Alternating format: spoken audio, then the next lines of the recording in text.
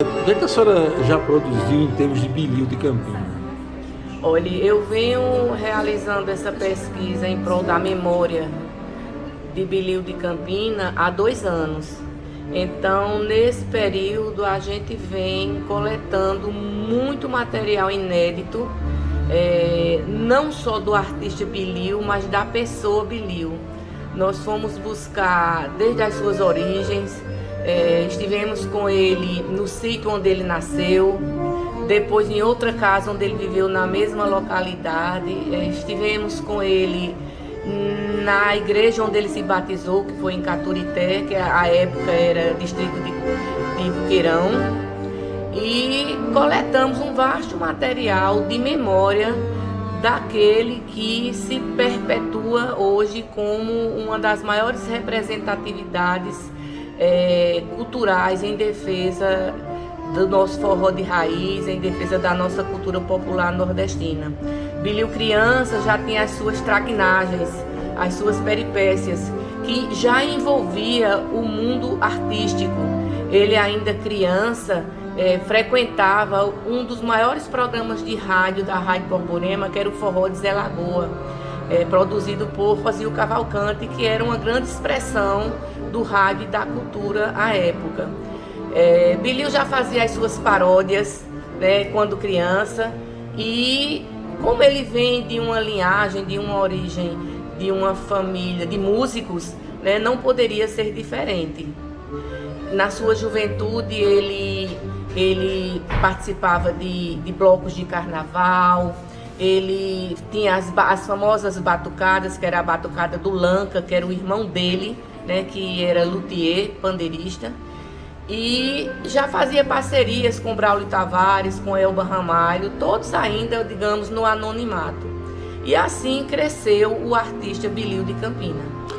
Esse acervo a senhora pretende transformar em que? Esse material bruto coletado? Então, nós estamos em fase de finalização de um vídeo documentário.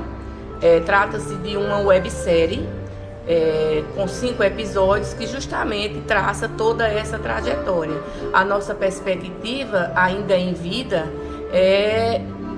enquanto Bilil estava vivo, era justamente prestar-lhe esta homenagem, porque a homenagem a gente deve fazer em vida, mas tudo é no tempo de Deus. E a nossa perspectiva maior é justamente perpetuar essa memória do artista Bilil de Campina para as próximas gerações, né? Conhecer o que Campina teve de melhor. Agora, professora Gorete, nos últimos contatos aí diretos com o Bilil, como é que ele lidava com esse problema de saúde que o acometeu nos últimos anos? Ele não reclamava de nada.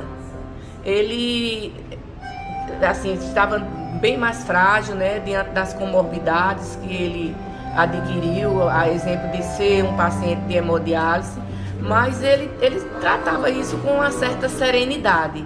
Eu pude perceber várias vezes, quando eu acompanhei em momentos mais críticos, levando para o hospital, e ele nunca reclamava. Eu tenho até uma história engraçada. Uma das vezes, agora já este ano, ele precisou ir ao Pedro I para fazer uma avaliação, que ele não estava bem. E quando eu cheguei com ele no estacionamento, tinha muita gente no Pedro I procurando atendimento, e ele soltou essa graça: já vieram para o meu enterro? Então ele tinha essas tiradas e ele lidava assim com a doença de forma serena. O que é que a despertou para fazer esse material com o Bilil? Justamente, há 2 anos nós prestamos uma homenagem a Bilil através do nosso projeto, junto com a professora Gisele Sampaio, chamado Zabumba Lá, que é de construção de memória.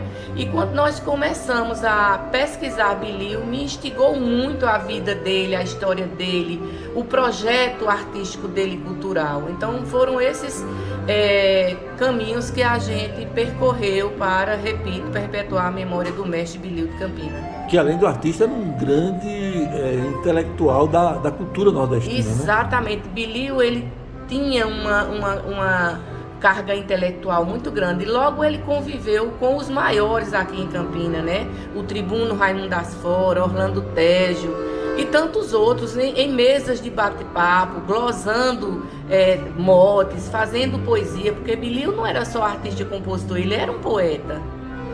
E eu digo que ele era um multiartista, né? Porque ele trazia essa carga intelectual também muito grande. Ele não escrevia por escrever, ele sempre teve, digamos, uma crítica social, né? Como ele sempre defendeu, né? Abertamente.